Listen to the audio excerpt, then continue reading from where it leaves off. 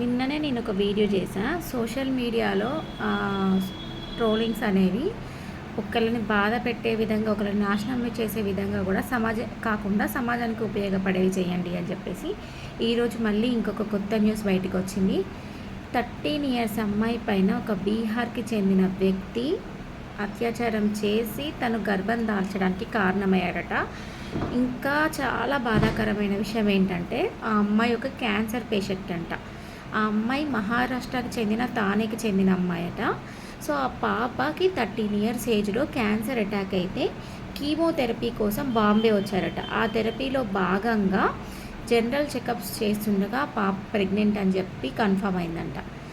అది కన్ఫర్మేషన్ చేసుకున్న తర్వాత అసలు ఎట్లా జరిగింది, ఏమైంది అని క్లియర్గా కనుక్కుంటే ఆ పాపకి బీహార్ చెందిన వ్యక్తి ఇలా చేశాడు అని చెప్పేసి చెప్పారంట. 13 ఇయర్స్ పాప, ఆ పాపకి క్యాన్సర్ ఉంది. కీమోథెరపీ కోసం పోయే పాపని ఇలా చెయ్యడం ఎంతవరకు కరెక్ట్ అంటారు మీరు ఒకసారి ఆలోచించండి. సో దేశంలో ఎంత చెత్త పేరుకుపోతుంది. దీని మీద దృష్టి పెట్టండి. మృగాలు చాలా బయట తిరుగుతున్నాయి, వాళ్ళని చాలా కఠినంగా శిక్షించాలనే ధోరణిలో మాట్లాడండి. కనీసం 10 మంది మాట్లాడినప్పుడు ఒక్కరైనా అట్లీస్ట్ ఒక్కరిలో అయినా మార్పు రావడం అయితే జరుగుతుంది. సోషల్ మీడియా తలుచుకుంటే ఒక వ్యక్తిని ఏ రకంగా అయినా సరే మార్చొచ్చు. దానికి ఉదాహరణే మోనాలిసా. సో మనందరికీ తెలుసు, అందరూ రీల్స్ చూసి, అందరూ లైక్స్ చేసి, షేర్ చేసి తను ఒక మంచి స్టేజ్కి తీసుకెళ్ళింది సోషల్ మీడియానే. అదే మోనాలిసా చనిపోయిందని కూడా ఇప్పుడు రూమర్స్ స్టార్ట్ అవుతున్నాయి. ఆమెకి ఆపర్చునిటీస్ వస్తున్నాయి, పూసలు అమ్ముకొని ఆమెకి ఇంత నెత్తిన పెట్టారు, తీసుకెళ్ళి పైనకి ఎక్కించారని చెప్పేసి మాట్లాడుతున్నారు. అంటే ప్రజలే ఏదైనా సరే మంచి చేయాలన్నా చెడు చేయాలన్నా నలుగురి వల్లే అవుతుంది. మెయిన్గా ఈ సోషల్ మీడియా ఇప్పుడున్న ట్రెండింగ్ వ్యవహారాల్లో సోషల్ మీడియా వల్ల చాలా బెనిఫిట్స్ జరుగుతాయి. సో మంచికి వాడండి, దయచేసి మంచికే వాడండి. మన చేతిలో ఉన్న ప్రతి ఆయుధాన్ని మంచికి వాడండి. ఎంత కష్టాలు వచ్చినా, ఎన్ని నష్టాలు వచ్చినా మంచి ఎప్పటికైనా గెలుస్తుంది. ఆ నమ్మకం మనకు ఉండాలి. ఫస్ట్ మనకి నమ్మకం ఉంటే ఖచ్చితంగా ఏ పనిలో అయినా గెలుస్తాం. సో మనకున్న ఆయుధం ఏంటి? Social media. ఈ సోషల్ మీడియా తోటి మంచి చేయొచ్చు, చెడు చేయొచ్చు. కాబట్టి చెడు విషయాలని పక్కన పెట్టి మంచి చేయడానికి ప్రయత్నం చేయండి. నేను మరీ చెప్తున్నా. ఇప్పుడు మొన్న రీసెంట్గా ఆర్టీసీలో ఒక కండక్టర్ హైట్ 7 feet ఉన్నాడట. సో ఆయన హైట్ బస్సులో మామూలుగా ఉండే గ్యాప్ 6 feet అట, తన హైట్ 7 feet అట.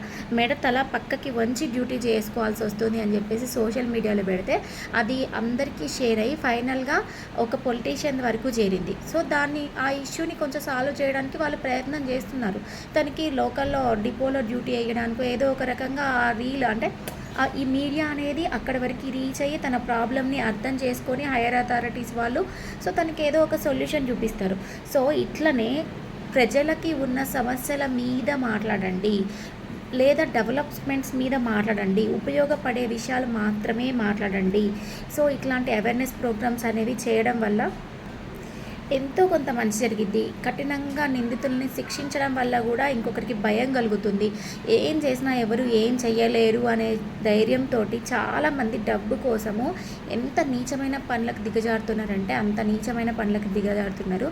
దయచేసి మళ్ళీ చెప్తున్నా. ఇంకొక విషయం చెప్పాలి నేను. అదేంటంటే ఇప్పుడు సోషల్ మీడియాని వాడుకొని బతికే వాళ్ళు చాలామంది ఉన్నారు. ఈ యూట్యూబ్ మానిటైజేషన్స్, ఇన్స్టాగ్రామ్ మానిటైజేషన్స్ వల్ల ఎంతో ఇన్కమ్ జనరేట్ అవుతుంది. మీరు కనుక ఇట్లానే చేశారనుకోండి, ఖచ్చితంగా వీటిని మొత్తాన్ని ఈ యాప్స్ని కూడా డిలీట్ చేసేస్తుంది గవర్నమెంట్. సో ఈ ఇన్కమ్ కూడా లేకుండా పోతారు. సో జాగ్రత్తగా ఉండండి. ఏ పని చేసినా ఆచితూచి మాట్లాడండి. ఎవరికి సపోర్ట్ చేసినా కానీ వాళ్ళలో ఏదైనా నిజం ఉంటే సపోర్ట్ చేయండి. ఒకవేళ వాళ్ళు ఏదైనా మిస్టేక్ చేస్తే జస్ట్ ఒక మాటని వదిలేయండి, అంతవరకే. కానీ దాన్నే పదే అవే విషయాలు పట్టుకొని వేలాడకండి. బతికున్న వాళ్ళని చచ్చిపోయినట్టుగా క్రియేట్ చేయకండి. మీ వ్యూస్ కోసము, మీ రేటింగ్స్ కోసం, మీ ఛానల్స్ రేటింగ్స్ కోసము పదే అదే న్యూస్ని ట్రోల్ చేయకండి. ఇంకా ఆపండి. ఉపయోగపడే పనులు చెయ్యండి. దయచేసి ఉపయోగపడే పనులు మాత్రమే చెయ్యండి. చెప్తే కొంతమందికి అనిపించవచ్చు. అంత అవసరమా? మరీ ఓవర్‌గా మాట్లాడుతున్నామని. కానీ నా జీవితం నాకు చాలా నేర్పించింది. అందువల్లే నేను ఇలాంటి విషయాల మీద మాట్లాడుతూ ఉంటా అనమాట. ఏమేమి నేర్పించింది అంటే చాలా ఉన్నాయి. నేను ఈ సైబర్ క్రైమ్ వల్ల నేను లక్ష రూపాయల చిల్లర నష్టపోయాను. అండ్ అన్యాయంగా కేసులు పెట్టడం వల్ల దాని మీద కూడా నేను చాలా జీవితంలో కొన్ని ఎదురు దెబ్బలు తిన్నాను. ఇంకా నా జీవితంలో చాలా జరిగినాయి ఇన్సిడెంట్స్ కాబట్టి తప్పునెప్పుడు తప్పని చెప్పడం వల్ల కొన్ని జరుగుతాయి. కొన్ని అవమానాలు జరుగుతాయి. కొన్ని ఇబ్బందులు పడతాం. బట్ ఎప్పటికైనా ఫైనల్‌గా గెలిచేది నీతి. అది మనకి రామాయణం కూడా చెప్తుంది. ఏ గ్రంథమైనా నీతి మాత్రమే ఫైనల్‌గా గెలుస్తుంది. మన మంచితనమే మనల్ని కాపాడుతుందని చెప్తుంది. సో, ఎవరి జీవితంలో అయినా ఇప్పుడు నువ్వు తప్పు చేసి అబద్ధం చెప్పి బతకొచ్చు తాత్కాలికంగా. కానీ ఫైనల్‌గా శిక్ష అయితే అనుభవించాల్సొస్తుంది కాబట్టి ఎన్ని కష్టాలొచ్చినా, ఎన్ని నష్టాలొచ్చినా మంచి మార్గంలో నడవడానికే ప్రయత్నం చేయాలని కోరుకుంటూ థ్యాంక్ యూ ఫర్ వాచింగ్ మగవా యూట్యూబ్ ఛానల్.